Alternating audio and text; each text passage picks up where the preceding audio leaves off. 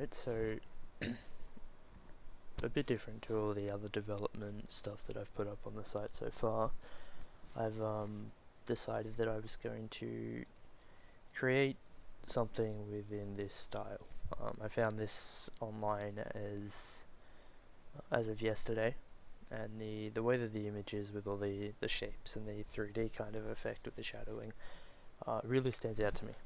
And I've never done anything like this before. This is a very new style to me, and something that is quite exciting, honestly.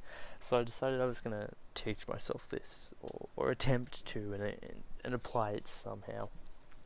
And so of course I have kind of gone over it a little bit already. I've gone and started to create a shape out of it. So I went and made a sphere style image, gave it some direction so that I had a little bit of a guide, and started to muck around with this effect, which I guess is just a shape with one behind it of a darker color, which seemingly looks to be connected, which it is, of course.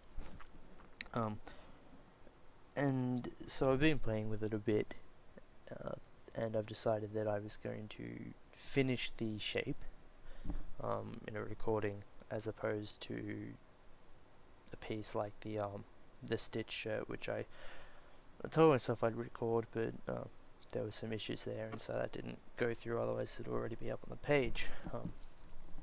So I'm going to create some more of these, and I'm going to do it in this style where it connects to the back, because before, when I attempted to do it earlier, it didn't really want to, it didn't work very well doing sections like this where the pieces come out and then they end on a bit of a spiral, like a point. So it'll work the same, and it'll look, it should still look just as good, but really what I figured out with practicing a little bit earlier was that you're just kind of mucking around and making the shape as you go. It doesn't really have to be planned out or anything. So there's going to be like really odd oblong or different lengths and curves and stuff, and that's perfectly fine. That's kind of the style that this is going for. In fact, the more out there it is, probably the better. And so once you create the first piece here, or what I found was once you create the first one, it really is just a case of doing the same thing but behind it. I mean, you want to connect it, of course, to the end, so it looks like it comes off it. So I mean, I can go behind it here because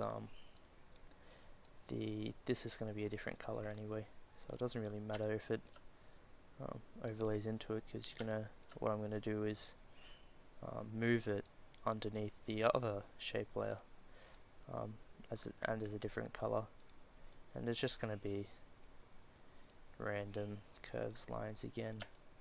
I'll probably be putting a bit more care into it as I go with the next ones. You'll see what I mean. So now that there's this one, that one's over the top of it, but we want to set it to be this color. So actually I'm going to go into the eyedropper tool and just fill that color there like that, and then with Control Shift left square bracket, we'll do that, and we'll just push it under. And actually no, that didn't work. So again, what I completely forgot I need to do is I need to put a gap here between each, so it does look like that's actually going behind it, kind of like there. So putting it behind it as loosely is probably not a good idea, and it does need to look a little bit 3D, so we're just going to redo that, just like this,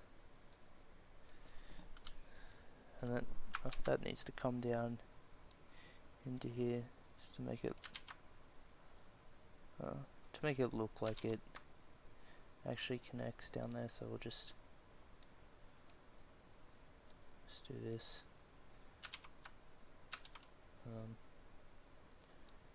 That's better, just like that. Bring that back up there, and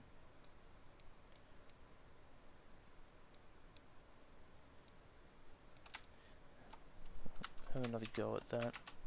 This is mainly going to be the entire process of this piece, so it's not too exciting at the moment, but it's me teaching myself something new, which is always fun for me. There we go, so that looks better. So you can see that it kind of looks like it curves out behind it a bit more, and we'll play around with the colors and stuff to give it more flair later. right now we're just going to get the shape of these all done first. So again, just I would need to change that color. Just anything works like this.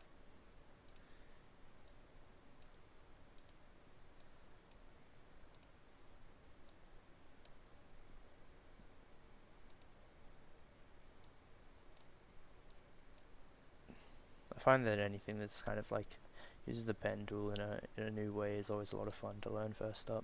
It's kind of taken me a little bit to actually start to get work on because I've been busy with other stuff. However, it's like I knew as soon as I saw this, and this is kind of part of the Flash design process, and that's that I wanted to make something like it. Like that was just going to be the case no matter what. It struck me immediately, and it has a pretty good application. He's made it for a record cover, which the band name is there, Efrata, I think it is. I'm not actually sure. There might have been more context actually with the post, but I didn't read it for that long. I just saw it. Actually, I did send the guy a message and went, how did you actually put the shadow transition into it? And he hasn't responded, but I'm sure once I figure that out, I'll be sure to use it in future projects, which will eventually appear on the site. But right now, it's just learning this one, teaching myself this, because this is cool. We'll probably do 2 more and then another bottom piece like that, because that seems like a decent amount to start with, considering I've never done this before and it's quite new to me. But it's not overly complex, and that's always good, because when you first start something out, you don't want it to feel impossible. I mean, you can make it difficult and you can come back to it, but when just like with anything, practice makes perfect, and this will eventually come along through its way. We'll probably do like 5.3. I don't know, I have to think of a color palette. I'll probably use Adobe Cooler to do that. Now we'll actually start to make it look like it curves down a little bit more, so the curves will be a bit more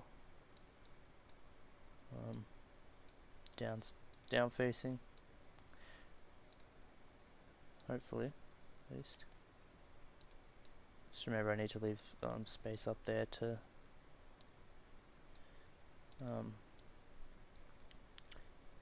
add the back layer. So again, this isn't planned or anything. This is just kind of freehand as I go, which is another big part about geometric. Honestly, I mean geometric can be planned and stuff like that, or organic, mixing the two of them. You can kind of plan it and everything, but it does become a whole lot more fun when you just go with it most of the time. We'll just start clicking randomly for this one and just see where it takes us. So go back to it over here. Again, just random curves in random places.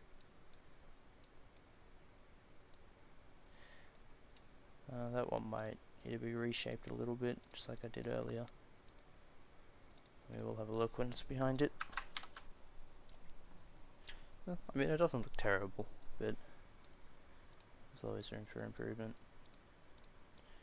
And it's pretty easy to edit because all the anchor points are created as you go. You just move them around and recurve them and stuff. With the I guess the spokes that come off it. Bring this up a little bit.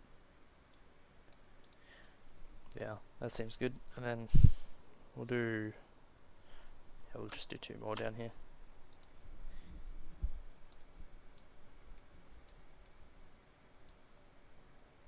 And then we'll do that last bit that rounds off the piece, so it has that actual spherical look. Looks like it's capped off, which will be small, but we need to leave space for it, which we've done, so that's fine.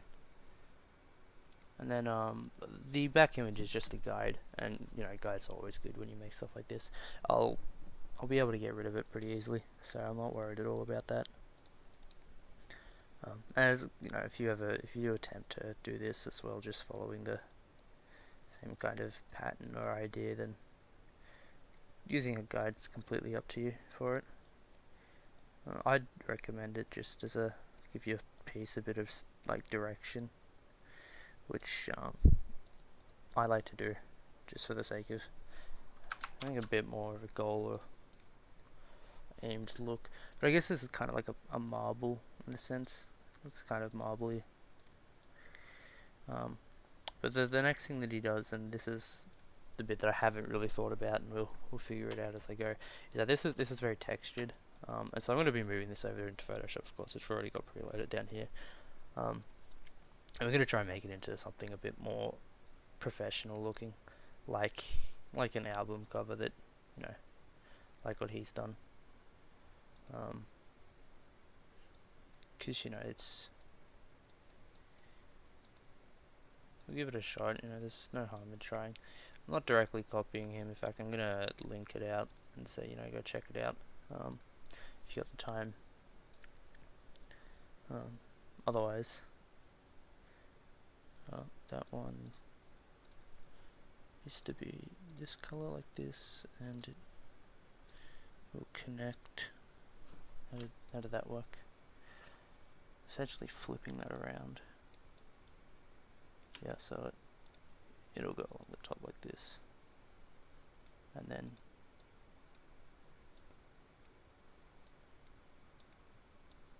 we'll have to fix that, just like that. Fill it and send it to the back. So we'll just make it look like it sits in there a bit nicer. I'll just bring this down.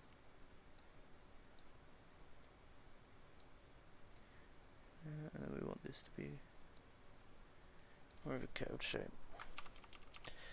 So that doesn't look bad. I mean, look, it's not amazing, but it's a pretty rough job. So we're just going to group that. So they're all connected. Control-Alt-2, and we will hide that. So that's what it looks like. There's our circle of sorts. I'll probably change the colors now. Actually, that's probably a decent idea. So we'll just in the group, so we can just double click. So we'll go with this one first. So we'll just make this make this red. So I want the front to be lighter than the back. So we'll go there with that, and then the back we'll use the eyedropper, go onto that, and then just slide it directly right a little bit. Oh, oops. Yeah, well, that looks okay. Alright, we'll go with the... we probably want similar colors actually. No, it's okay. We'll stick with something similar to what he's done. So we'll go with a pale green there. Maybe this can all be changed anyway. I'll probably have a look at this afterwards and fix the colors and all of that later on, just so I can enjoy it some more, I suppose, and move away from just how it develops initially. And I'll just put the finished product up later. Actually, that color's not too great. We'll go with green, blue, yellow. Yeah, we'll try yellow actually. No, we'll do warm colors actually. No, I like the idea of warm colors, so we'll get an orange, light orange there, then a richer orange. Keep forgetting. Just like that. Oops. We want yellow, pale yellow.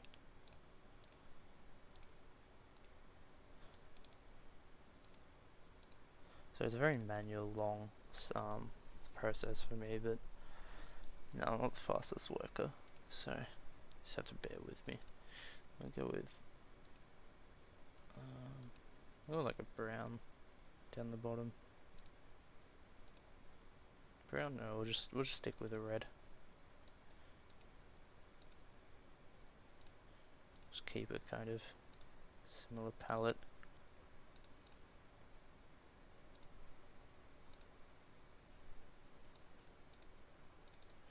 Well, they could all be the same color. Look, these things can all be worked out. Probably make them all reds. I think red's probably a good idea. I'll just make this one the same as this for the time being, just to get the idea of it. Oh, that could be a nicer yellow, to be honest. Make this nicer. Yeah.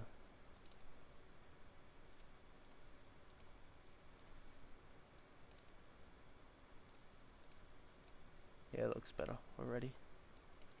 As opposed to kind of having some brown in it. Just a little bit gross. Then we'll just go with orange again for here. Oh, we'll also fix that orange. That orange is quite pale.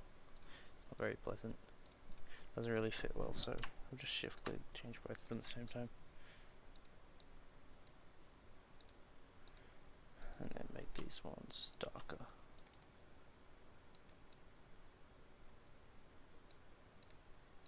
There we go. Okay, so that looks alright. That's gonna be our circle for the time being. So I did also download the texture, the speckled texture here, which is okay. It'll do the job for now. So we're just gonna lock this, and we'll group this. It's already grouped, isn't it? I'll just put this over the top, and then in the masks we'll do that. So there's our speckled texture on top of it. It's okay. It's not super amazing.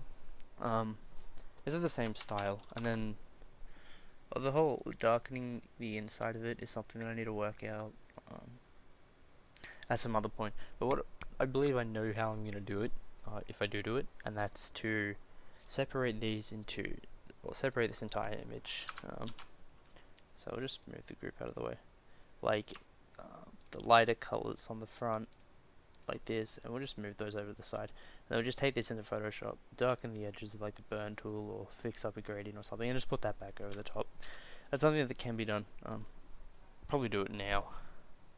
Yeah. No, we won't do it now. We're just getting the idea out of the way, just to figure out how this is working. So just make that a mask again. We could try different like styles, I suppose. Or you just like, what I do is I'll just click and I'll go over multiple different ones. Alright, but there's our main graphic. It looks similar, it's got the same idea. I need a contrasting background.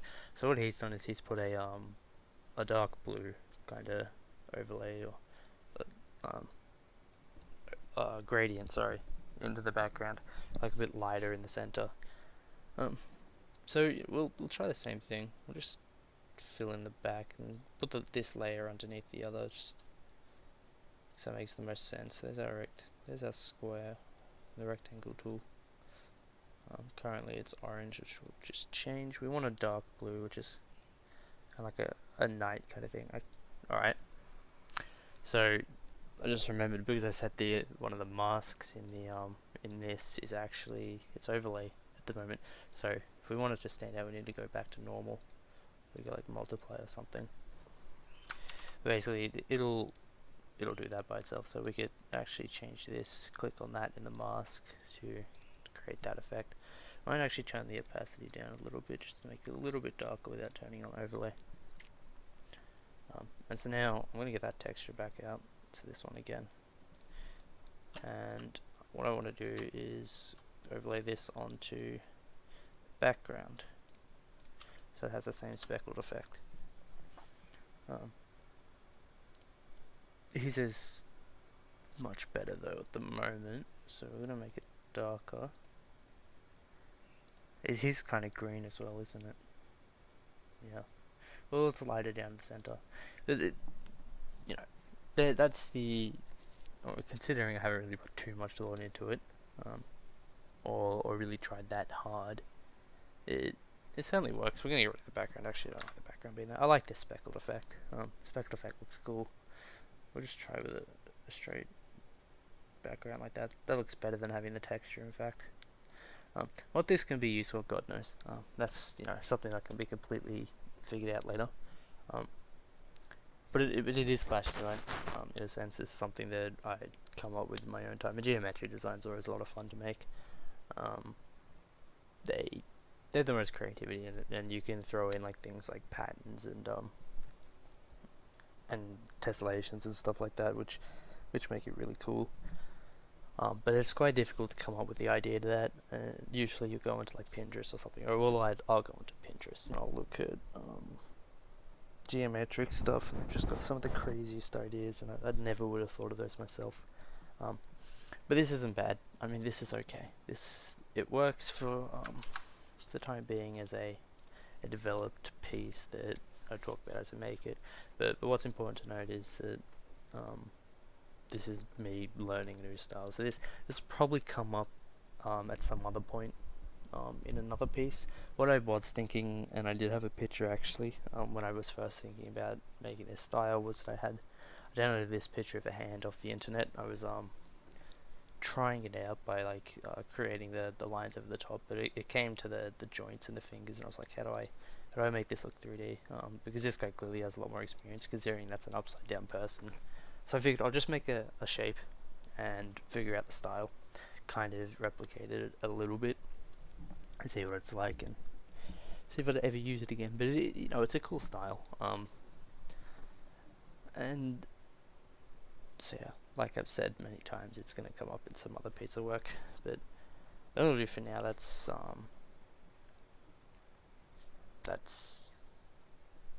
that. I suppose that's another piece of Flash design that I'll throw into the folder and probably upload onto the site, just for the sake of it being there for the time being. Alright, thank you for watching.